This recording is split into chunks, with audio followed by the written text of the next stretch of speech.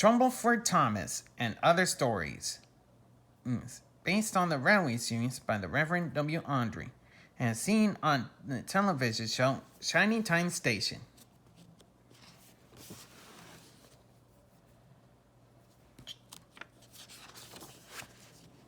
Trumbullford Thomas. Thomas the Tank Engine wouldn't stop being a nuisance. Night after night, he kept the other engines awake. I'm tired of pushing coaches. I want to see the world. The other engines didn't take much notice, for Thomas was a little engine with a long tongue. But one night, Edward came to the shed. He was a kind little engine and felt sorry for Thomas. I've got some freight cars to take home tomorrow. If you take them instead of me, I'll push coaches in the yard. Thank you, said Thomas. That will be nice. Next morning, Edward and Thomas asked their drivers, and when they said yes, Thomas ran off happily to find freight cars. Now, the freight cars are silly and noisy. They talk a lot and don't attend to what they are doing. And I'm sorry to say they play tricks on an engine who is not used to them. Edward knew all about freight cars. He warned Thomas to be careful, but Thomas was too excited to listen. The shutter fastened the coupling, and when the signal dropped, Thomas was ready. The conductor blew his whistle. Beep, beep, answered Thomas, and started off. But the freight cars weren't ready. Ow, ow, ow, they screamed. Wait, Thomas, wait! But Thomas wouldn't wait. Come on, he puffed. All right, don't fuss, don't fuss, grumbled the cars. Thomas began going faster and faster. Whee! He whistled as he rushed through Henry's tunnel. Then he was out into the open countryside once more. They rumbled past fields and clattered through stations. Hurry, called Thomas. He was feeling very proud of himself, but the cars grew crosser and crosser. At last, Thomas slowed down as he came to Gordon's Hill. Steady now, steady, warned the driver as they reached the top. He began to put on the brakes. We're stopping, called Thomas. No, answered the cars, bumping into each other. Go on. Before the driver could stop them, they had pushed Thomas down the hill and were rattling and laughing behind him.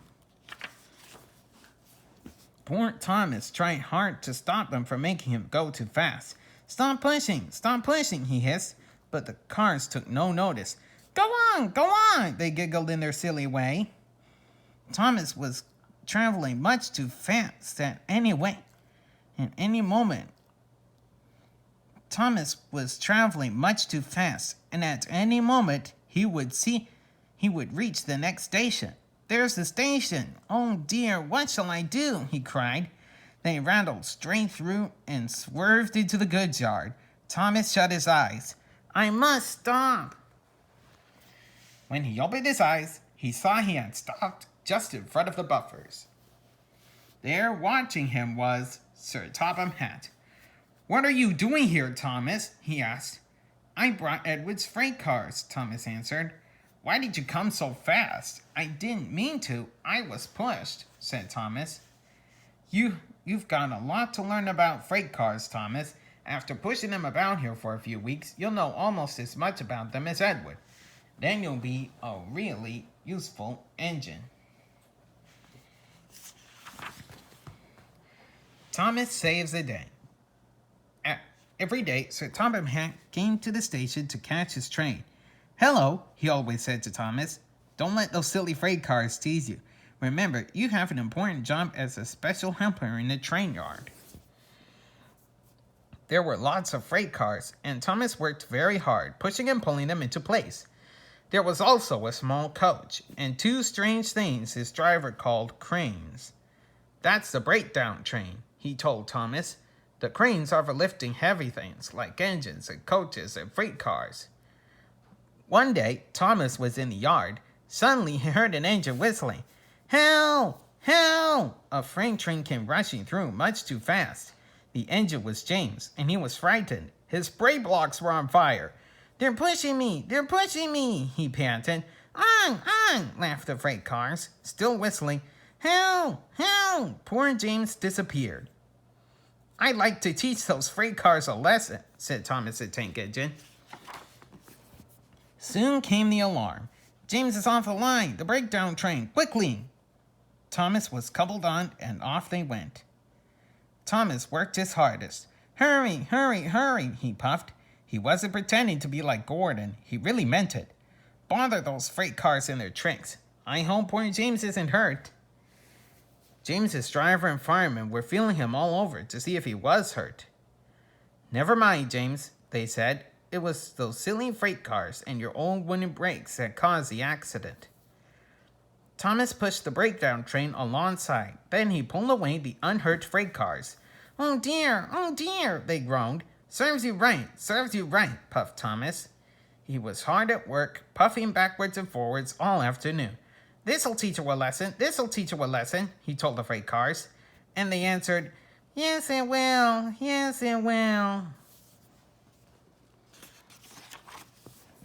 They left the broken cars. Then with 2 cranes, they put James back on the rails.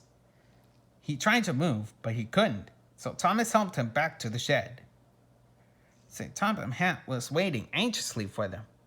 Well, Thomas, he said, I've heard all about it, and I am very pleased with you.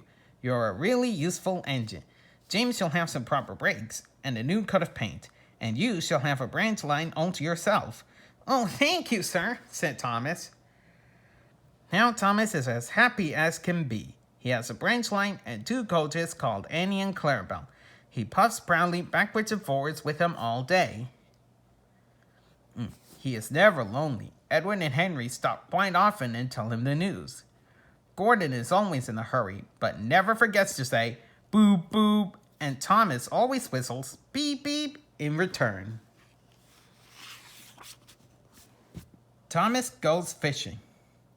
When Thomas puffed along his branch line, he always looked forward to something special, the sight of the river. As he rumbled over the bridge, he would see people fishing. Thomas often wanted to stay and watch, but his driver said, no, what would Sir Topham Hatt say if we were late? But Thomas still thought it would be lovely to stop by the river. Every time he met another engine, he would say, I want to fish, but they all had the same answer. Engines don't go fishing. Silly stick in the muds, thought Thomas. One day, he stopped as usual to take him water at the station by the river. Out of order. Bother, said Thomas. I'm thirsty. Never mind, said his driver. We'll get some water from the river. They found a bucket and some rope and went to the bridge. Then the driver let the bucket down to the water. The bucket was old and had 5 holes, so they had to fill it, pull it up, and empty it into Thomas's tank as quickly as they could, several times over. They finished at last. That's good, puffed Thomas, and Annie and Clarabelle ran happily behind. Suddenly, Thomas began to feel a pain in his boiler. Steam began to hiss from his safety valve in an alarming way. There's too much steam, said his driver. Oh dear, groaned Thomas. I'm going to burst. They damped down his fire and struggled on. I've got such a pain, Thomas hissed. They stopped just outside the station, uncoupled Annie and Clarabelle, and ran Thomas, who was still hissing fit to burst, on a siding, right out of the way. Then, while the conductor telephoned for an engine inspector, the driver found notices in large letters, which he hung on Thomas, in front and behind. Danger! Keep away! Soon, the inspector and Sir Topham Hatt arrived. Cheer up, Thomas, they said. We'll soon put you right. The driver told them what had happened. So the feed pipe is blocked, said the inspector. I'll just look in the tanks. He climbed up and peered in. Then he came down. Excuse me, sir. Please look in the tank and tell me what you see. Certainly, Inspector, replied Sir Topham Hatt. He clambered up, looked in, and nearly fell off in surprise. Inspector, he whispered, can you see fish? Gracious goodness me, how did the fish get there, driver? We must have fished them from the river with our bucket, replied Thomas's driver. Well, Thomas, so you and your driver have been fishing, but fish don't suit you. We must get them out. They all took turns fishing. They all took turns fishing at Thomas's tank while Sir Topham Hatt went on and told him how to do it. When they had caught all the fish, they had a lovely picnic supper of fish and chips. That was good, said Sir Topham Hatt, but fish don't suit you, Thomas, so you mustn't do it again. No, sir, I won't, said Thomas sadly, and just don't go fishing. It's too uncomfortable. Terence the Tractor. Autumn had come to the island of Sodor. The fields were changing from yellow stubble to brown earth, and the tractor was hard at work as Thomas puffed along. Later, Thomas saw the tractor close by. Hello, said the tractor. I'm Terence. I'm plowing. I'm Thomas. I'm pulling a train. What ugly wheels you've got. They're not ugly. They're caterpillars, said Terence. I could go anywhere. I don't need rails. I don't want to go anywhere, said Thomas. I like my rails, thank you. Winter came with dark clouds full of snow. I don't like it, said Thomas's driver. A heavy fall is coming. I hope it doesn't stop us. Pooh, said Thomas. Soft stuff, nothing to it.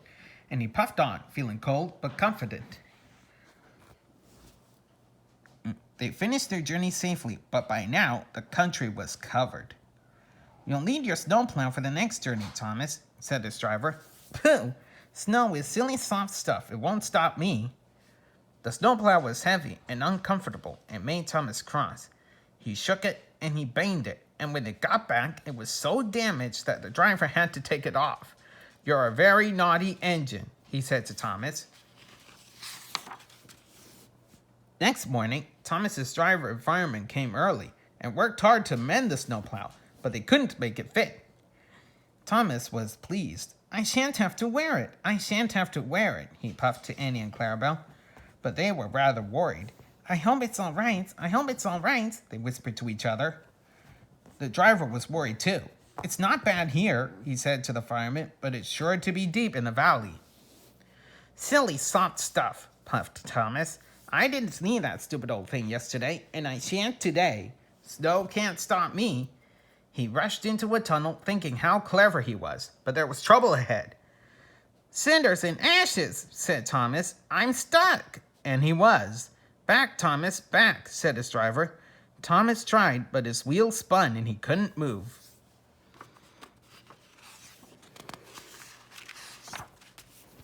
The conductor went back for help, while everyone else tried to dig the snow away. But as fast as they dug, more snow slipped down until Thomas was nearly buried. Oh, my wheels and coupling rods! I shall have to stop here until I'm frozen. What a silly engine I am. And Thomas began to cry. At last, a bus came to rescue the passengers. And then, who should come to Thomas's rescue but Terence? Snow never worries him. He pulled the empty coaches away, then came back for Thomas. Thomas's wheels were cleared, but still spun when he tried to move. Terence tugged and slipped and slipped and tugged, and at last dragged Thomas clear of the snow, ready for the journey home. Thank you, Terence. Your caterpillars are splendid, said Thomas. I hope you'll be sensible now, Thomas, said his driver. I'll try, said Thomas, and he pumped slowly away. The end.